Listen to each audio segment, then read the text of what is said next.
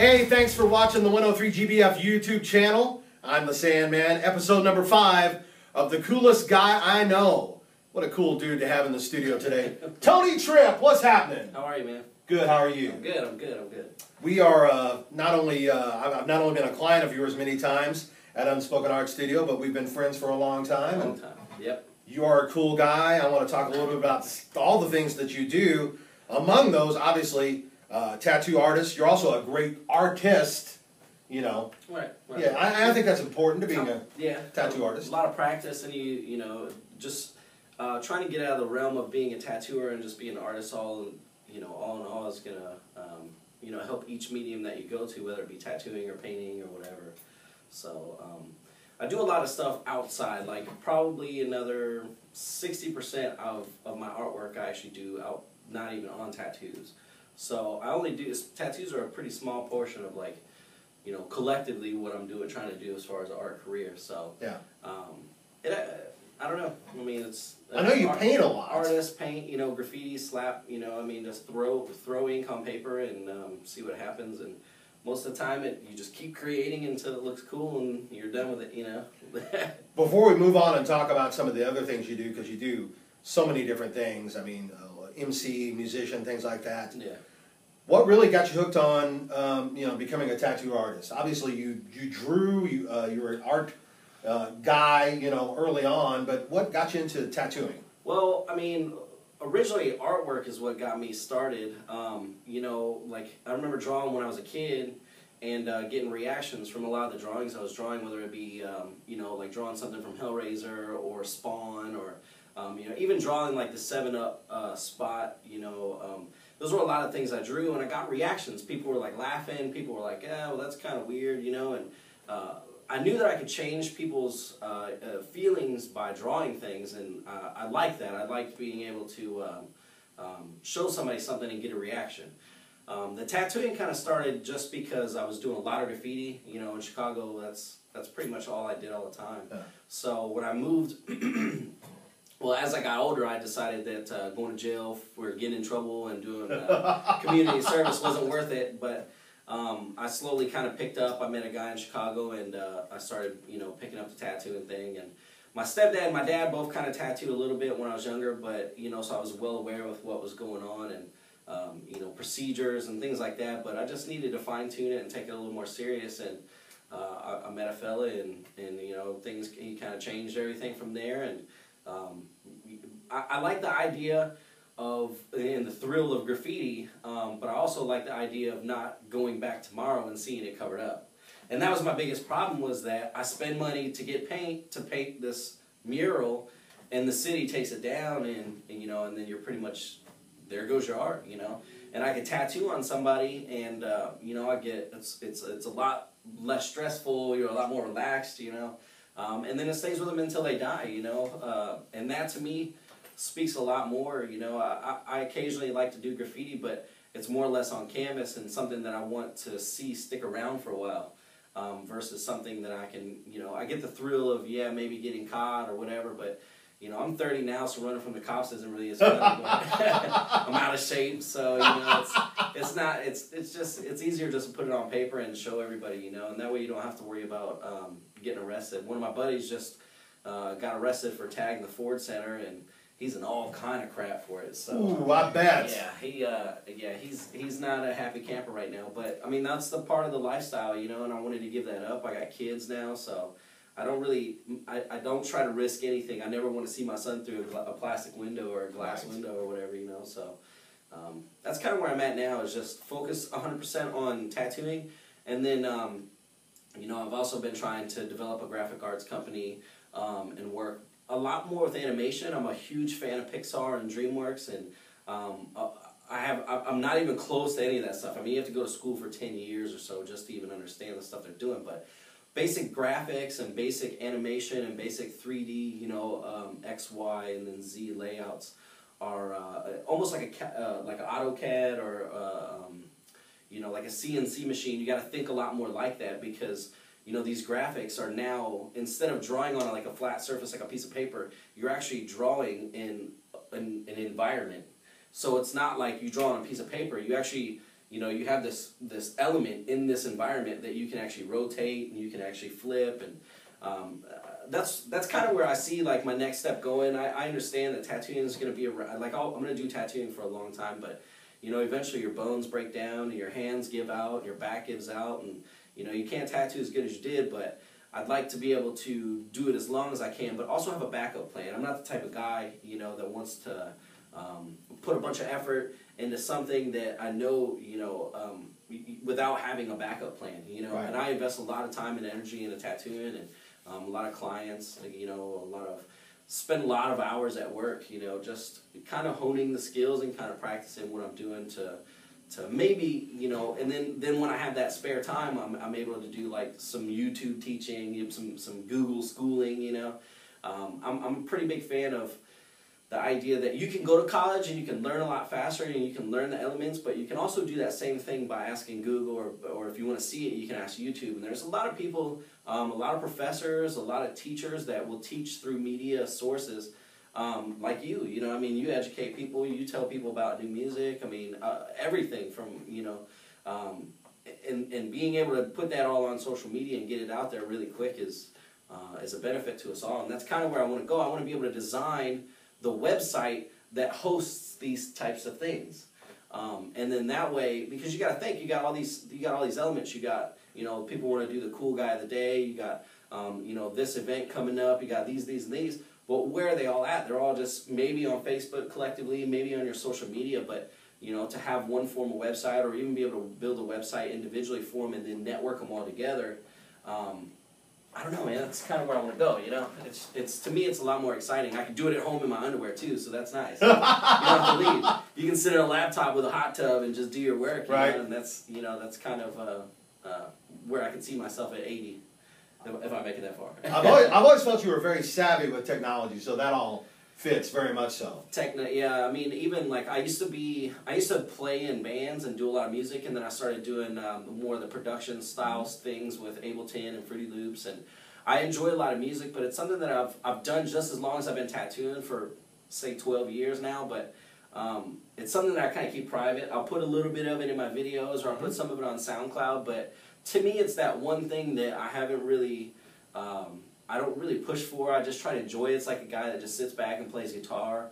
I did a lot of guitar things, and you know, but being able to control a band and control the drums, the instruments, the, you know, the guitars, the bass, or whatever you want to do, you know, all your synths, and basically you're a conductor of an orchestra. Right. And you know, that goes back into the technology thing as far as, you know, I'm always up on the latest phones, the new tablets, what's going to work now, the 3D printers. You know, 3D printers are going to be what's the hot thing next. And I'd love to get one. I think they're like $3,500 right now, starting out, but it's not something I want to invest a lot of money into. I don't know how to design all that stuff yet, but you know. We touched on social media, and of course, I got to ask you a little bit about social media, and Facebook and things like that. For a guy that owns Unspoken Art Studio, you're a very outspoken guy. You don't mind sharing your opinions about things. Right. And sometimes that causes a little bit of controversy. People, you know, you get in an exchange on Facebook and stuff like that. Yeah. Do you feel like you are a guy who's a thinker, but it's got to be kind of unfiltered, or do you calculate that kind of stuff to get a rise out of people? I mean, realistically, it boils down to it doesn't really matter what I say.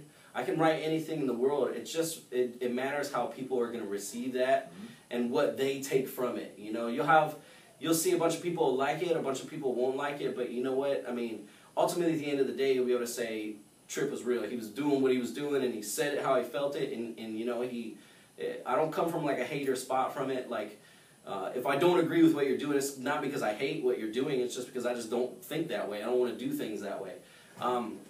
And I don't really get mad at people for disagreeing, because a lot of the things I say may appear harsh, but if you really know me, I kind of speak in a harsh way anyways. Like when I'm talking, just having an everyday conversation, I cuss a lot. I mean, a lot of that comes from just being around dudes in a tattoo shop. So, you know, I try, even when I go home, I filter my mouth around my kids a lot, but you know, I'm still the same person. Like I don't go to work and pretend to be a rough tattoo artist and then go home and pretend to be a dad. It's like I am a dad. I'm a tattoo artist. I'm a creator. You know, it's all these things. But a lot of it comes from, I don't know, just seeing repetitive stuff, and when I tend to call out on like Ugg boots, you know, and things like that, you know, to me it's like, okay, I get what the trend is, but you know, it's not something, I don't wear Ugg boots, and I'm not a big fan of them, but I'll say I don't like Ugg boots, and there'll be like 10, 16-year-old girls on there that love Ugg boots, and they're gonna hate me for that, and you know, and I don't knock people for not liking what I'm saying. It's like, you know, I understand you might not like that comment, but don't associate that one comment with my entire existence. Sure. You know, because a lot of times I'll even take things down. Like if I say something one day and I'm like, well, you know, I don't really like Chuck E. Cheese today because I got diarrhea from their pizza. You know? That would be something that I would say. Kidding. Yeah, and I mean, I love Chuck E. Cheese. I take my kid there all the time. It's not a bad thing. But if I had said something like that, you know, the next day I might be like, you know what, I might have got it from Subway or something, you know what I mean, for somewhere else, and it's not something I want to keep up there. I don't care about people knowing about my stuff. It's just, it's a way for me to vent. I don't really attack people, like, individually. Like, I'm not really aiming, my comments, like I was trying to explain the other day, my posts aren't a gun and my comments aren't bullets shooting at people, you know what I mean? It's not like I'm trying to attack people. I'm just having fun, and I'm saying the stuff for people that agree, not for the people that don't agree. Obviously, you're more than welcome to comment on it, but if you come with a comment that's going to be rude, then I'm going to be rude too. You know what I mean? I'm not this type of dude. I don't work at Walmart. I don't, you know, like I said, I can only tolerate so much of it, and because I own a business now, I've been trying to change that a little bit, but you know, I built my business based on who I was. You know what I mean? So to fake who I am now would totally eradicate why I made the business. Yeah. You know what I mean? Because I have a product, I'm trying to sell a product, and I'm making it as top-notch as possible, and, you know, that's it. That's all and I'm going to stand behind that. So if I see something that I don't really care about or I don't really like, I may comment on it. If you get butthurt about it, or you take it in the wrong way, then it is what it is. You know, it's up to you to take it how you want it. But most of the time, I just want you to chuckle at it and move on to the next post. Don't get hung up on what I say. You know what I mean? I get where you're coming from, so I don't have a problem with it. I enjoy reading what you write. And my own wife gives me shit about it. You know what I mean? So can you cuss on here? We just did. Yeah.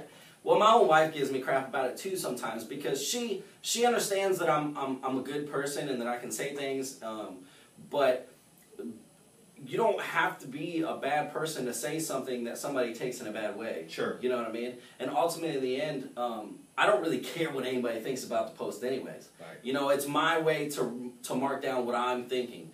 And a lot of it, I look back at it now as, I can, you know, on Facebook more especially, you can actually go back and look at what you said last year. So to me, that's really cool, because now we have the ability to go back and see where I felt this same exact time last year. Mm-hmm. And I might have been in the same rut. And if you keep doing that, you might end up finding a pattern that every July, we're going to have a crappy month. You know? So if you can plan for that, that's something you can do. But I also like to be able to go back and look at what I say. And, you know, a lot of it's just, to me, Facebook is more like a journal. And people get to read it. If they don't like it, then they can delete it. They can unsubscribe. They can do whatever they want to do. You know, but don't get hung up. Don't take it personal. You know, a lot of people take it personal as like I'm trying to attack them because they might fit something that was in the comment. But unless I'm specifically calling out your name and saying, this is for you, it's not for you. You know what I mean? Because I'm the type of person that will tell you it's for you. Right. It's just Facebook. It's not live. It is Facebook. And I mean, even if when people meet me in real life, and people that have seen, oh, he's a jerk, he's this, he's that, you know, when they actually meet me in real life, it's not, I'm not really the same dude. You know what I mean? Like, I made 2 comments today on Facebook about this certain subject, but the rest of the day went on. Yeah. You know what I mean? It wasn't like I was thinking about that the rest of the day, like I feel some people do when they read it. You know what I mean? It's because you got pretty, dreamy eyes. You make people melt when they meet you. Tell everybody where they can find Unspoken Art Studio on social media and on the World Wide Web. UnspokenArtStudio.com. You can find us on Facebook. We're actually 7575 Peachwood Drive in Newburgh. The phone number is 812-773-7275. And we have Money Mike, Tony Tripp, which is myself, and T-Bone with us right now. And we're alive and kicking. We're getting ready to do some major events coming up, so stay tuned and please follow us. Well, go ahead and plug the July 4th event. Well, we will be doing a 4th of July event. We're getting some slip and slides. We're going to do like a water-based marathon.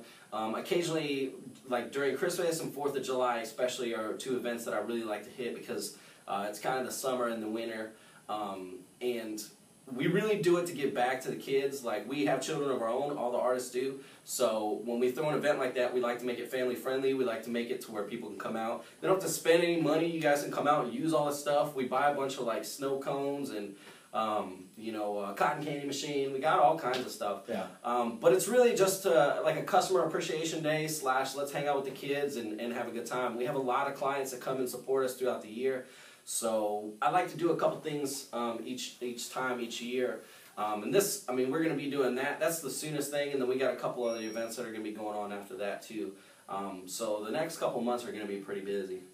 Ladies and gentlemen, Tony Tripp, star of episode number 5 of The Coolest Guy I Know. I know you wanted to be in episode 1, but you were busy. You were busy that day. Plus, Matt Camp was one. Yeah, Matt Camp. And Matt Camp is the jam. He is the jam. Definitely, definitely. Thanks for watching. Please do subscribe to the 103 GBF YouTube channel. And if you're cool and you'd like to be on my webisode, send me an email. It's sandman@103gbfrocks.com. Tony Tripp, thank you, brother. Thank you, man. Good seeing you. Bye.